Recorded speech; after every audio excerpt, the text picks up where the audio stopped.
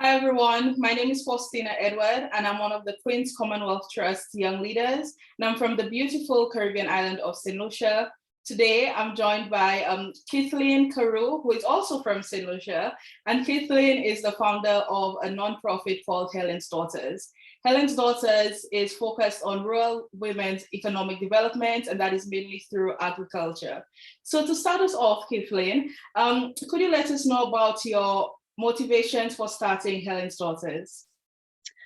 Well, I come from a farming family from both sides, and agriculture was a core part of my life, a core part of funding my education, funding everything. Obviously, that has changed because now St. Lucia is more focused on tourism. And what you've found is that you've seen a lot of degradation in rural communities as a result. And I really believe that agriculture should be a sector that can one coexist alongside tourism and also that really needs to be bolstered up so that again rural communities can get a piece of the pie. Love that. So your partnership with the Queen's Commonwealth Trust started recently. What does that support mean to you, both personally and with Helen's Daughters? Personally, it's a huge honor for me. We are, I think, the first grant recipient of this funding in St. Lucia.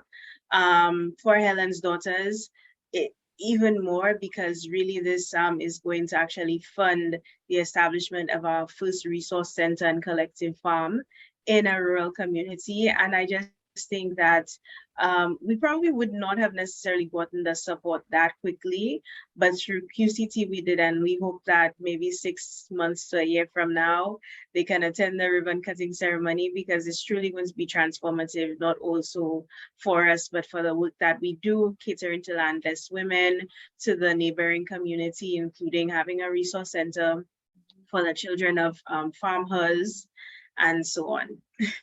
Can I just say, I really like that farmers play on words because it is something so small, but it really brings out that message that it is definitely for our women in our rural communities back home in St. Lucia and also in the Caribbean. As part of your partnership with QCT, you're part of our Youth Ventures program.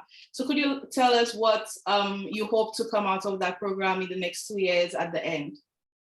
For the Youth Ventures program, it's something that I look at as really holistic development for a young leader.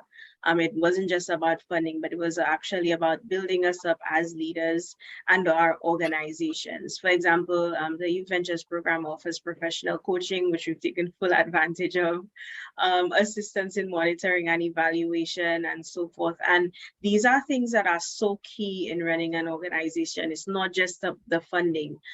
Sometimes it's these resources for us to grow sustainably. So I think that's one of the biggest things for us. I really like that because QCT the QCT network is filled with such phenomenal young leaders who have different expertise, who you can then draw on their experiences, growing their own nonprofits, and all of the tips and tricks that they have developed and learned along the way. For persons who are watching this, who are young leaders who may be interested in starting their own nonprofits or their own NGO, do you have any tips for them? Absolutely, persistence. It's not going to be an easy road.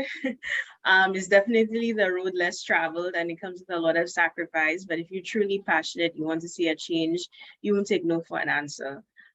Trust me, I got a million no's and then obviously I got some key yeses, including QCT, and that has really changed the trajectory of our organization.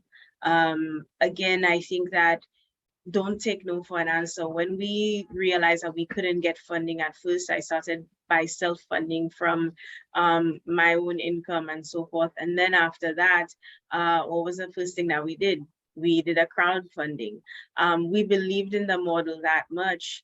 And when we were able to really actually establish that model, have some funding for it, then obviously we had something to show and then the funders did come through.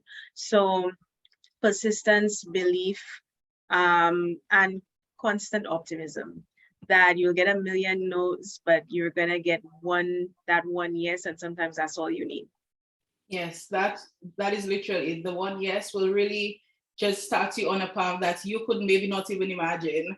So you really just have to hold on as a young leader, because it can be very heartbreaking sometimes. So it's so exciting knowing that you have had this journey from 2016 to now, and just the growth that has happened in 6 short years. And our final question for you, which I know persons may be wondering, who is Helen? Who are her daughters? So could you just tell us where the name Helen Daughters came from? Well, Helen's Daughters actually comes from St. Lucia, because St. Lucia is 7 times British, 7 times French. We were fought over 14 times in total. And as a result of that, they said that we were fought over like Helen of Troy, which is where we were coined the Helen of the West Indies. Now that we have expanded to 2 other countries, however, I've had to look up the name Helen. And it's funny because Helen actually means light in the middle of darkness. Yes, so I think the name actually was quite right, because I do feel like farmers are really the future of agriculture. So, it's both definitions work at this point. Oh, that is absolutely amazing. And coming from 2 of Helen's daughters, who are daughters of St. Lucia, I will say, Kathleen, it is such an honor to see the work being done by you and your team in St. Lucia and in the Caribbean. And from QCT, we just want to congratulate you on all of your success that has happened so far. And we honestly cannot wait to see what will happen next. So I'm very excited about the development happening and also everything. So it's just such an honor. So thank you so much for joining us, Kathleen, and to everyone watching, thank you for viewing. Thank you, Faustina. It was an honor as well.